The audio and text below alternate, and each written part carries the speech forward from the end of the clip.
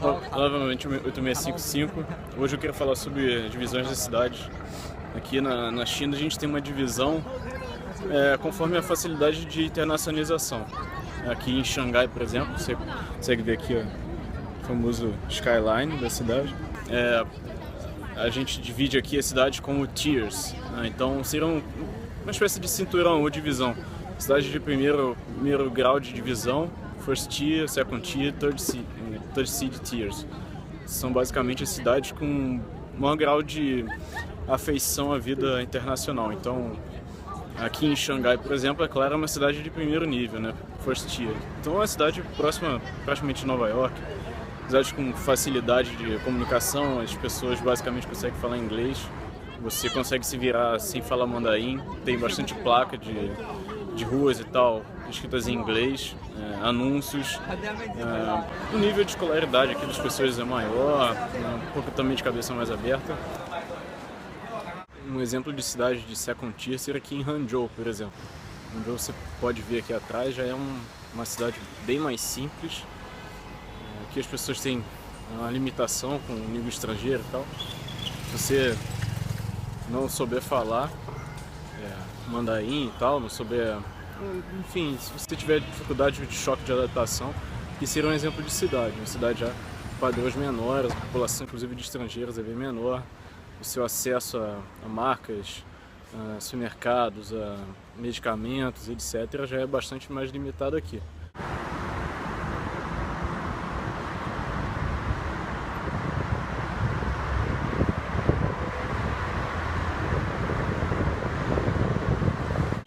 O choque cultural aqui na China, é claro que é um tópico que preocupa as pessoas, né? Porque a China, bem ou mal, está cada vez mais inserida na nossa realidade brasileira, no mercado, na cultura, e é uma necessidade você conhecer um pouco mais sobre esse país aqui. E, claro, as pessoas que vêm aqui pela primeira vez, mesmo turismo, precisam lidar com clientes e tal, sempre procuram saber como que eu posso fazer, né? Eu não sei o idioma, é uma dificuldade, é uma distância física e cultural.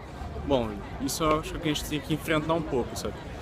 As pessoas que vêm aqui para a China, percebem que eles acabam criando uma bolha entre elas de achar que vai conseguir simular a vida que teria no Brasil aqui na China.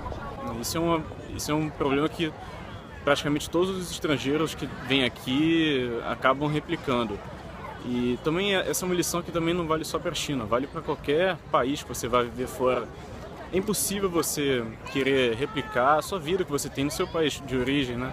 As pessoas aqui são diferentes, têm outras perspectivas, outras coisas. É claro que nem tudo que eles fazem aqui você precisa concordar de imediato e adotar, né? Há certas questões aqui, por exemplo, de higiene, que é um pouco complicado para os brasileiros, assim, ou para um ocidental, basicamente, seguir, né?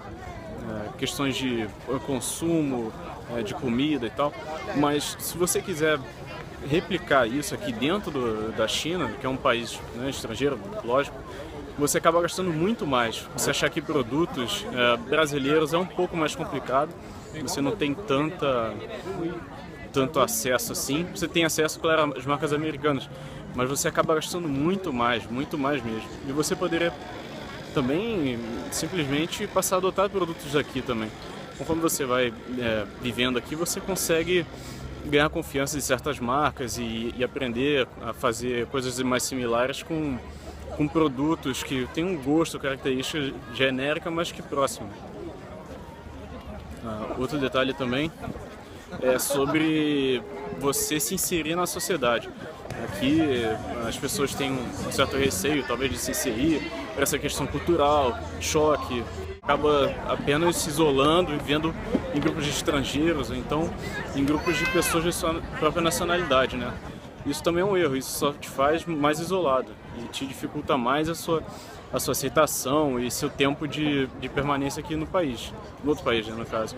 Então é uma expressão que é a bolha do expatriado, né, que a gente chama, que é exatamente isso, você não se esforçar para se inserir na sociedade. Mas se você tiver realmente uma perspectiva de passar a morar em outro país, etc., você tem que adotar, porque senão você realmente vai ficar infeliz. Viver em outro país é complicado, você vai se afastar dos amigos, da família, você tem que abrir mão de muita coisa, uma decisão muito difícil, por questão de procurar oportunidades, né? Aqui, realmente, ainda temos muitas oportunidades aqui para os brasileiros, por perspectiva de conhecer o idioma, de internacionalização e tal. E os chineses estão cada vez mais capacitados, é claro, mas ainda assim ainda exige uma pequena distância no conhecimento deles para o nosso. Então nós temos ainda uma vantagem competitiva. Se você gostou desse vídeo, curte aí, que faz muita diferença para o nosso grupo e vai continuar essa comunicação mais frequente com vocês. Um abraço.